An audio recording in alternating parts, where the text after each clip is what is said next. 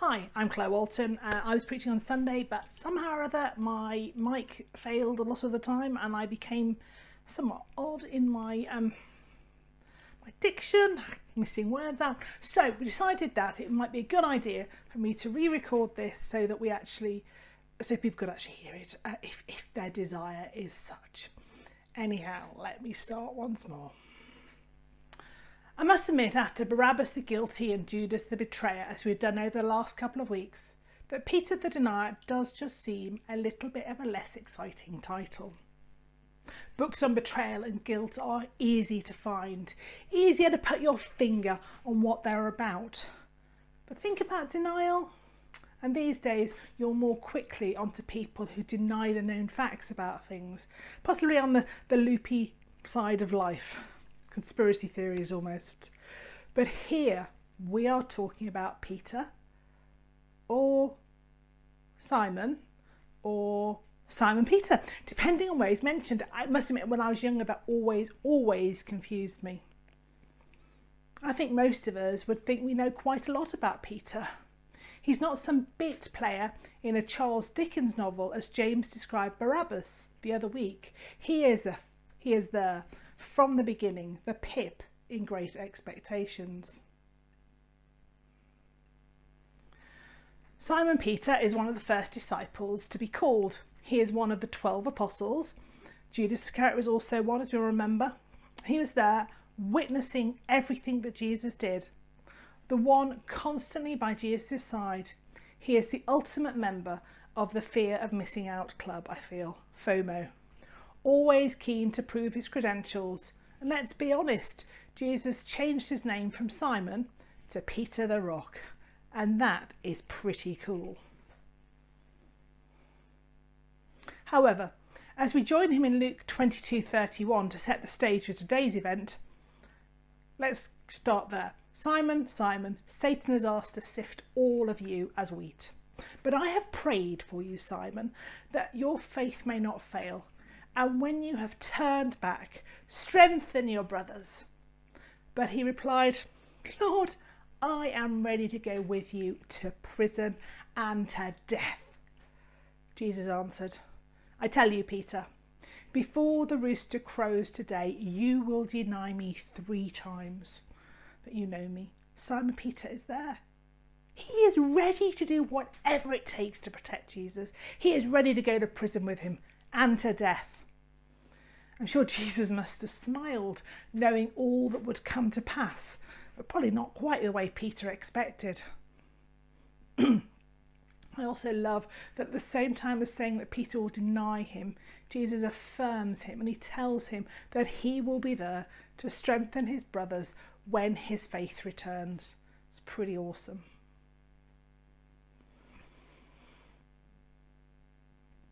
So, let's move on to the passage for today, which is in Luke 22, starting at verse 54. Peter disowns Jesus. Then seizing him, they led him away and took him into the house of the high priest.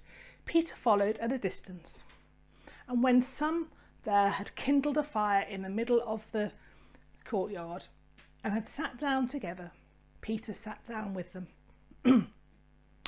A servant girl saw him seated there in the firelight. She looked closely at him and said, This man was with him. But he denied it. Woman, I don't know him, he said. A little later, someone else saw him and said, You also are one of them. Man, I am not, Peter replied. About an hour later, another asserted, Certainly this fellow was with him, for he's a Galilean. Peter replied, Man, I don't know what you're talking about. Just as he was speaking, the rooster crowed. The Lord turned and looked straight at Peter. Then Peter remembered the word the Lord had said to him. Before the rooster crows today, you will disown me 3 times. And he went outside and he wept bitterly. Now, if you're watching this in a play or a film, this is where the screen goes black as the collective tut of how could he is thought in every head. This hothead, this brave man, this rock denies knowing Jesus, not just once, but 3 times. Whilst warming himself by the fire, as Jesus is charged and tortured, he hears the rooster, and at this point, Peter's world collapses. Peter, the one who said he was willing to go to prison with Jesus, die if needed with Jesus, becomes Peter, the one who denies Jesus, just as Jesus had said he would. Funny how often Jesus is right. And as I've read around this subject, I've come across various thoughts on it. Maybe Peter should have been more savvy like John and followed in the shadows. Or maybe he should have scattered like the other disciples. After all, Jesus said they would. But that in effect he felt he had to go his own way and show he knew what to do, joining in the Frank Sinatra song of I Did It My Way. That he knew better than Jesus how to cope in this circumstance. What do you think? If you put yourself in this story as a disciple, where are you? By the fire, saying you know Jesus? In all honesty, most of us are probably scattered, hiding to see what happens, as it isn't even Friday yet and things are looking really bad, and they really haven't begun to understand what Sunday's about yet. But Peter has mustered all his courage to be in the court of the high-ranking officials in Jerusalem. This lowly fisherman feels out of his water, couldn't resist, and when asked if he knows Jesus, 3 times he stutters and in his and our eyes fails. We've all been there. The time where you feel totally out of your depth, you have no idea what to do. Next, a choice to say something or to keep quiet. This is worse. Jesus has just been taken away. All the other disciples have fled and Peter is alone. He knows something bad is happening, but doesn't quite know what. But he is hoping he has put his trust in the right man.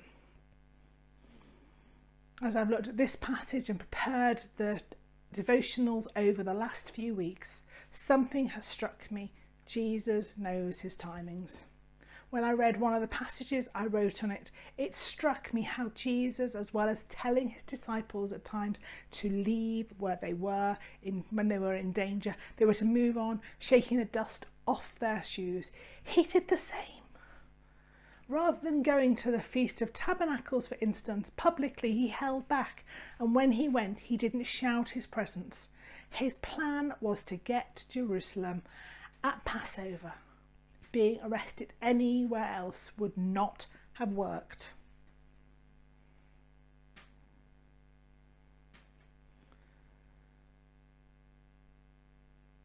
And here we have Peter. Peter was pretty bombastic in his approach of I will be there, and Jesus knew that. Peter was the guy who was prepared to wear his heart on his sleeve.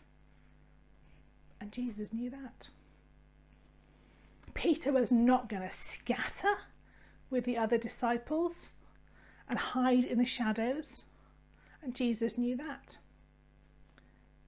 Peter was never going to deny knowing Jesus, but Jesus knew he would. Peter was alone and vulnerable in a strange place, and Jesus knew that. Peter was to be the rock of the church, was to be the rock that the church was built on. But at this point, Jesus knows Peter doesn't believe that. I wonder how Jesus saw it. He knew Peter was going to deny him, and he knew Judas would betray him, as he knew Barabbas would be saved from the cross, and he would take his place. Jesus had told Peter he would deny him, and although Peter could so easily have chosen not to, there was a sense that it was all in God's hands, that Peter was protected because of his denial. The broken, weeping Peter was less likely to become the bombastic man fighting the Romans at the cross, being arrested, or the man being put to death next to Jesus. I said earlier, Peter was more than the Pip in Great Expectations than a spit player. Spoiler alert for those who've never read it. Pip is given the chance to become a gentleman by a gift. He believes it to be from Miss Havisham, and that makes him feel worthy and able to come into society. However, he's wrong, and he discovers instead the gift, expectation, is from Magwitch, a criminal, and finding the truth unravels his understanding of who he is. And so to Peter, in this moment, a revelation as to who he is. In that moment where he meant to be so brave, he blows it. As he hears that rooster, he feels despair. His understanding of himself changes from that I will do anything for you to without you I can't do anything. Peter learnt that he was not so brave without Jesus. He was bereft. His understanding of himself had just collapsed. We know that the Denier does not end Peter's story. Unlike Judas, there is a redemptive moment. And let's move to that.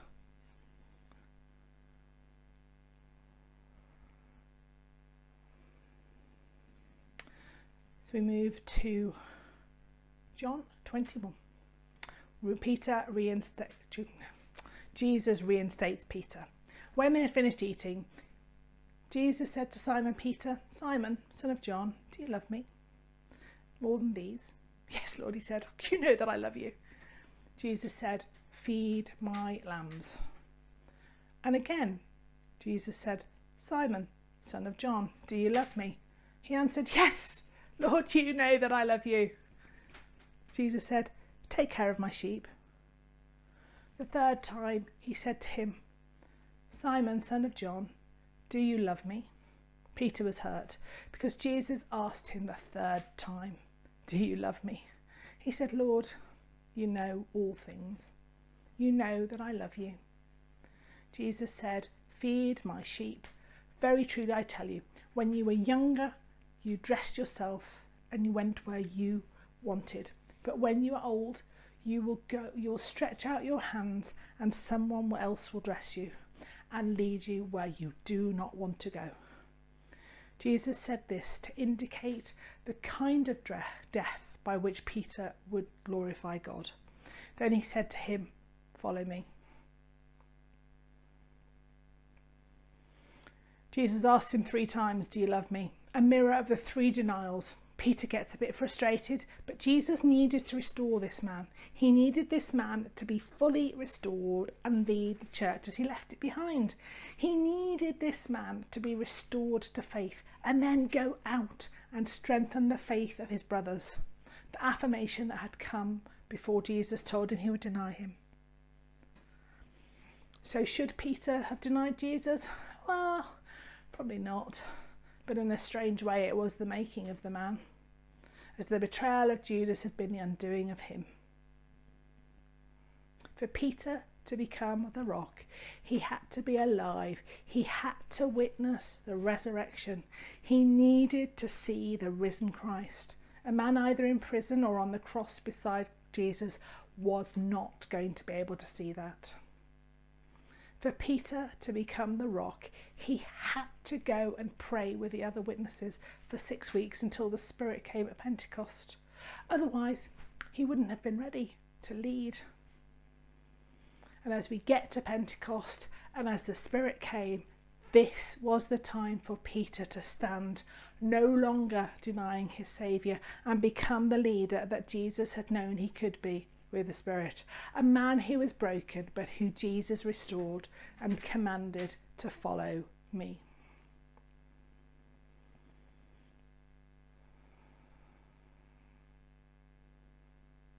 And for us, well, we are in a very different time and place than Peter in that courtyard. We are a people who know what happened on Friday, but also have experienced the joy of the resurrection on Sunday. We know who Jesus is and that he left the Holy Spirit so we were never left without a helper here on earth. So we were always with a helper. But there are times when we will fail, when we deny we know who Jesus is, either by what we do or what we say. We probably aren't as clear cut as Peter, but we're still doing it. We take comfort in the fact that Jesus wants to restore us, wants us to come realising our own limitations and that we don't know how to do everything in our own power, that we put our hope in a crucified man. I want us to listen now to a song by Graham Kendrick called, surprisingly enough, Crucified Man. I think it's a call for us to put aside those times when we do deny, where we doubt the life choices we made, because to be honest, we are but fools for Christ.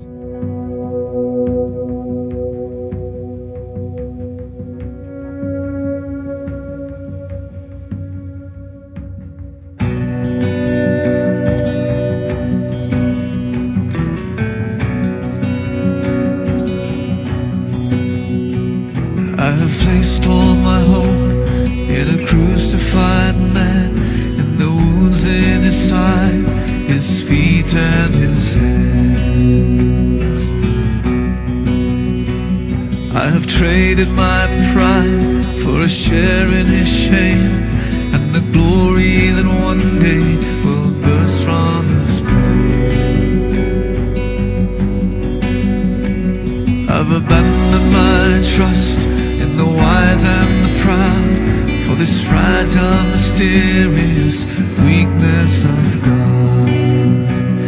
And I dare to believe in his scandalous claim that his blood cleanses sin for whoever will call on his name.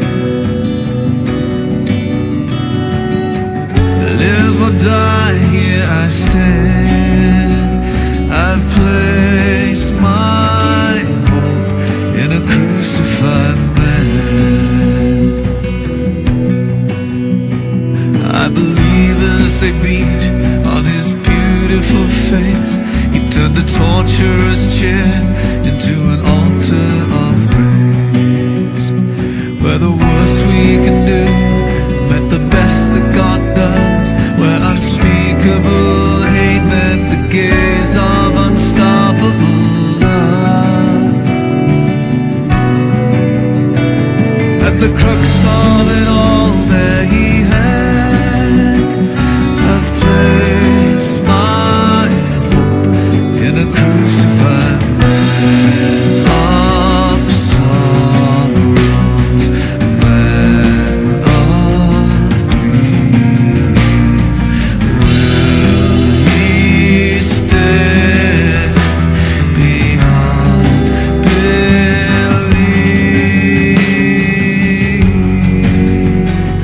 When the purest and best took the force of our curse, death's victory armada jutted into reverse. And either we bow or we stumble and fall, for the wisdom of a suffering God has made fools of us all.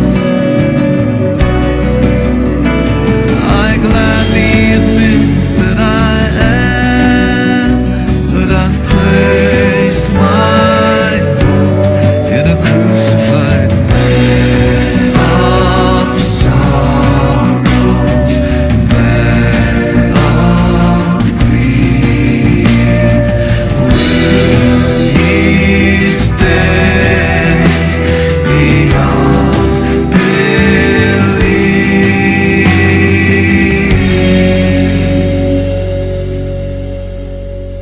I have buried my life in the cold earth with him.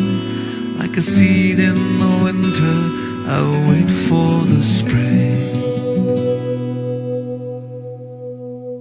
From that garden of tombs, Eden rises again, and paradise blooms from his body and never will end.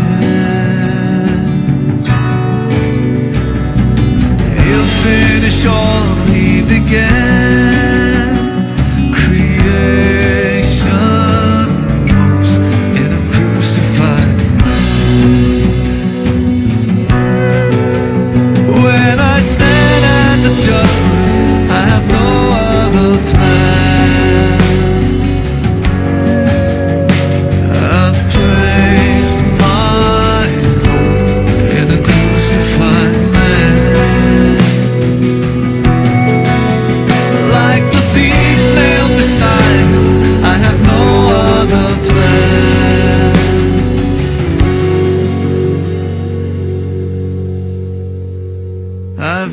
place my hope in a crucified man.